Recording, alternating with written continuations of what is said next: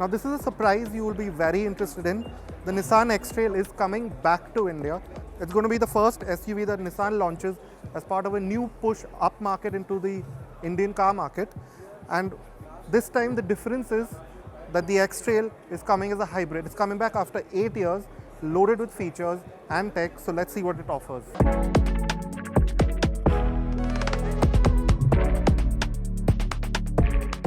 Now the X-Trail that eventually comes to India will be this one, this 4th generation model. The last one that we got was the 2nd gen one, which was discontinued in 2014. But as you can see, that imposing but still quite simple design theme continues even with this generation. So you get this large split headlamp setup, LEDs here, these LED DRLs and halogen indicators, but still they look quite striking.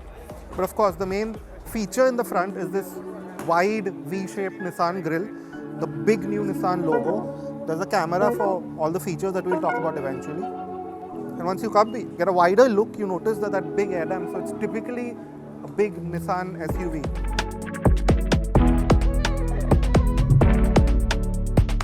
Now from the rear, the X-Trail will again stand out with its sheer size and that nice bit of sophistication that it offers. And of course, a big element here is these really large rear LED tail lamps. They're not fully LED, which is a bit of a disappointment. Only the tail lamp is LED with highlights.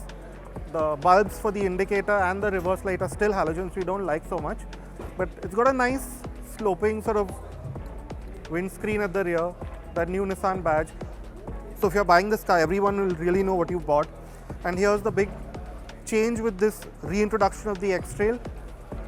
It's available now as a hybrid, that diesel engine no longer there.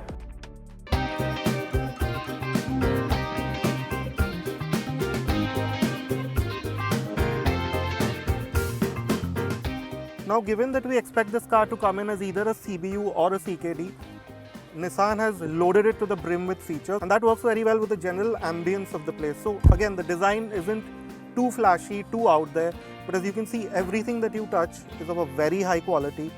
There's soft materials here, even the plastics in the lower half of the dash. You can see that typical quality that you expect in a Nissan is pretty much there. You have these nice fabric inserts here, leather on the door pads. This has fabric seats. To be clear, this car that you see here isn't exactly what will come to India. The Indian version will be fully loaded. This one isn't quite fully loaded. But it gives you a very good idea of where Nissan is going with the X-Trail. Hearteningly, there's hard buttons for pretty much everything that you would want. It's a large steering wheel with hard buttons for the cruise control, the audio controls. You get these two 12.3-inch screens there, quite clear in the way they work in terms of the displays and so on. Not like something that you would find in the Kicks. There's navigation, there's Android Auto, Apple CarPlay, there's going to be 3-zone climate control, there's going to be ambient lighting. As you can see, there's a USB-A and USB-C port. And there's also uniquely, or something that you've been seeing quite often in electric cars, or even hybrids, you get this quite smart looking electronic shifter. And practicality is another big sort of point here. There's, as you can see, a large empty space in the center console, big door pockets, a nice deep cubby hole here, large holders for cups. So in terms of features and that general sort of sense of premiumness, considering how high this car is going to be priced, I think Nissan will be able to justify that price considering how the interior feels like.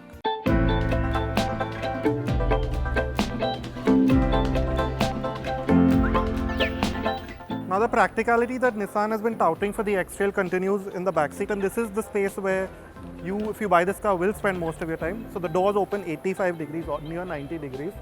And as you can see, the amount of space that's on offer, there's quite a bit of it. The seat isn't set to my position, but it's at a natural position of a reasonably tall adult.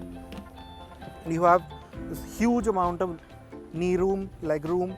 Of course, this being a hybrid, the roof is a bit higher, so you still sit in a knees up position. Maybe the bench, it could have a bit more under thigh support. So yeah, that is a drawback, but it's made up for by this very nice feature for India, rear sunshades. You get separate USB A and C ports.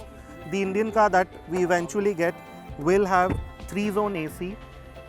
The bench is wide enough for 3 adults. There is a bit of a hump, but it's not going to be too much of an issue, we think. And the Indian car will get up to 7 seats. This one does not have it. What you do get instead are these reclining seats. So that's going to be another positive. Now we'll quickly take you through the other features that will be on offer. You will get ADAS, a full suite of ADAS functions. You will get a 360-degree camera. You will get a 10.8-inch head-up display, one of the largest of a car in this segment.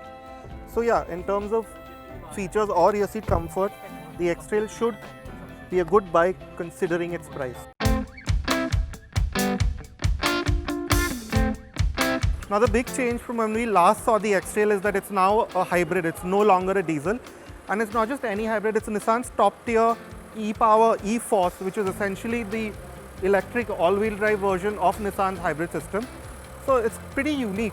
Powering it is a 1.5-liter petrol motor. It's a turbo petrol with variable compression, but in most circumstances it's not directly powering the engine. It's used as a generator, and the outputs are about 213 PS from the motor in terms of power. The front electric motors make about 330 Newton meters, and the rear ones make about 190 Newton meters. So you get pretty much all the advantages of an all-wheel drive system with the efficiency and practicality of a hybrid. Of course, there are many drive modes and terrain modes to go with it. So yeah, this is the main highlight of the Nissan X-Trail, the e-Force 4-wheel drive hybrid system. Now Nissan has just begun testing this 4th Gen X-Trail in India. There are no timelines in terms of launch or expected prices, but if testing has begun now, you can expect an India launch maybe by the middle or late next year. And in terms of prices, we think this will be either a CKD or maybe even a CBU. So expect prices to be quite high. We're thinking at least over rupees 40 lakh considering the tech and equipment it packs.